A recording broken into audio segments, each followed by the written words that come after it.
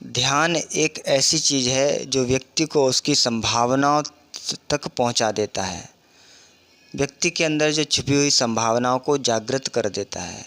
इसलिए ध्यान पर लोगों का बहुत ज़्यादा ध्यान आकर्षित हुआ और लोगों ने इसको अपनी दिनचर्या में भी शामिल किया। अगर व्यक्ति प्रतिदिन 1 से 2 घंटा ध्यान करता है तो अपने समय का वो बहुत सारा हिस्सा बचा लेता है, क्योंकि ध्यान से उसकी शक्तियों का विकास होता है और वह 2 घंटे का काम 1.5 घंटे में ही निपटा सकता है और बेहतर तरीके से निपटा सकता है। ध्यान से कैचिंग पावर बढ़ती है, ध्यान से सोचने समझने की शक्ति बढ़ती है।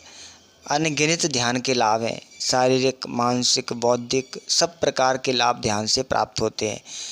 और ध्यान का अर्थ सामान्यतः ये बताया जाता है कि जिस विषय वस्तु में किसी का मन एकाग्र हो जाए तो उसको कहते ध्यान लग गया उसका।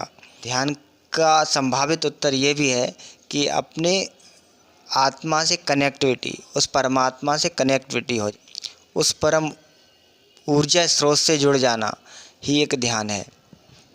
इसलिए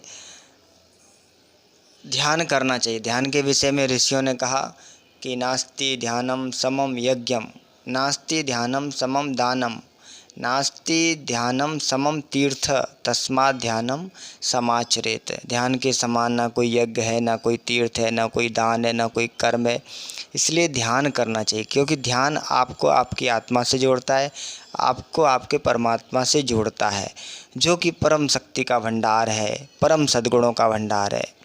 ध्यान करने से हमारे अंदर सद्गुण अपने आप ही प्रकट होने लगते हैं।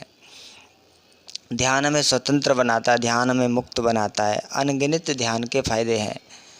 हमारी कैचिंग पावर को बढ़ाता है, हमारी सोचने समझने की शक्ति को बढ़ाता है, हमारे शारीरिक स्वास्थ्य पर सकारात्मक प्रभाव देने वाला ही ध्यान है। तो इसलिए प्रयत्नपूर्वक अपनी दिनचर्या में ध्यान को हमें शामिल करना चाहिए। अब प्रश्न उठता है कि ध्यान कैसे किया जाए।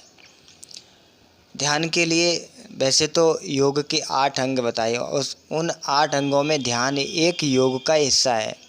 सबसे पहले के योग के अगर अंगों के विषय में बात की जाए तो सबसे पहले आता है यम, नियम, आसन, प्राणायाम, प्रत्याहार, धारणा, ध्यान, फिर समाधि। यम, नियम, आसन, प्राणायाम, प्रत्याहार, ध्यान, धारणा, समाधि। तो सबसे पहले यम का उल्लेख आता है। यम में 5 आते हैं। नियम भी 5 प्रकार के होते हैं। यम में है अहिंसा, सत्य, अस्तेय, ब्रह्मचर्य, अपरिग्रह। और नियम में भी शौच, संतोष, तप, स्वाध्याय, ईश्वर प्रणिधान।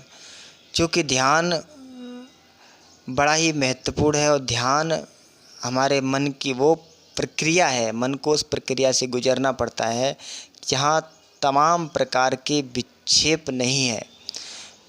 तो इसके लिए मन की शुद्धि बहुत आवश्यक है, इसलिए यम और नियम का भी जिक्र आता है। पर पद्मा, नमस्कार मित्रों, जय श्री कृष्ण, जय श्री राम। मिलते हैं अगले वीडियो में, तब तक के लिए अपना ख्याल रखिए।